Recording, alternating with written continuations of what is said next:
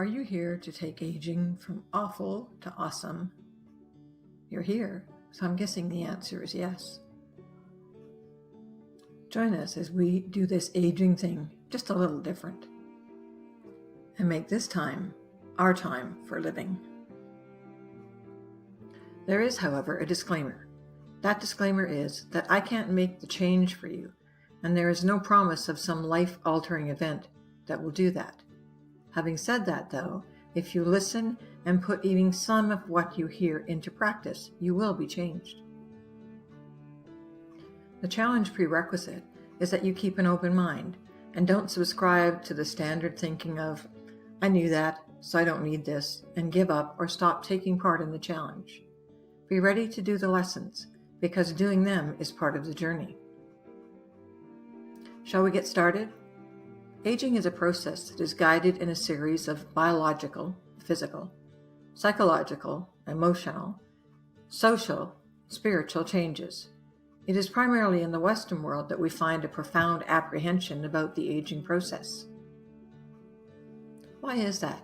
What is so disturbing or frightening when it comes to aging? In a word, what makes us feel that aging is awful? The perception of aging being awful is not as one-dimensional as you might think. We're not all simply worried about how we will look or not look as we get older, nor is everyone just concerned about becoming ill or, heaven forbid, getting Alzheimer's. It is mostly our perception and anticipation, rather than reality, that creates in us fear, worry, and anxiety. Here are just a few of those concerns. These are not in any particular order. They are simply an overview and description of what many people are concerned about as they get older. Health, though, generally tops the list, and it includes things like arthritis, osteoporosis, heart attacks, and even strokes. When it comes to health, the concerns are things like osteoporosis, incontinence, constipation, and arthritis. Even if they're not on our radar, we've all seen the ads that tell us that they should be because we're going to have all of them. Don't buy into the propaganda. The next is serious illness. These illnesses are considered as life-altering, such as diabetes, Parkinson's, respiratory diseases, and cancer. The good news is that science is making and has made some positive and promising breakthroughs for each of these. I've had two friends with Parkinson's. One, after years of suffering, succumbed to the disease 15 years ago. The other was diagnosed with the disease 20 years ago, and with the new discoveries, while not without challenges, has lived a pretty normal and productive life. He's now in his 80s, and it is more his age that slows him rather than the Parkinson's. Another is a failing mind. This concern covers the whole gamut, from forgetting where you put your keys to forgetting what the keys are for. While not to be taken lightly, they should also not be something to get overly concerned about without confirmation.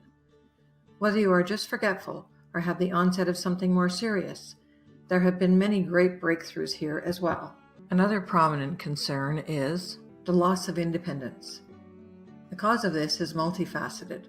It can be as simple as not taking care of yourself and your surroundings, making it unsafe, or the result of a fall or some other injury that requires constant, long or short-term care. Next is loss of eyesight. This is one of the things that we take for granted until we start to lose it. The cause can be attributed to age, illness, or physical damage. The next is becoming a burden to family or others. This concern is twofold, and while it speaks also to a loss of independence, it has us worrying about others more than ourselves, which in some cases can become a double-edged sword. Then there is the death of a partner. This concern stems from being part of something or sharing a life. Losing a loved one, such as a relative, is devastating, but losing someone you have shared much of your life with can be life-altering. That loss also has some losing their way and their very purpose for living. Last but not least, there are many more, is losing my looks and my appearance. You'll note that this concern comes at the bottom of this list. But that's not because it isn't something we concern ourselves about. It certainly tops the list for some. But in reality, it's not something that we worry about through all of our senior years. So there you have it. Some of the most common things that have most of us concerned, worried, and dare I say, even stressed about when it comes to aging. Your challenge for today is to put them in the order of concern to you. Choose carefully, because those choices will help you to determine what your future prospects are when it comes to aging and taking aging from awful to awesome.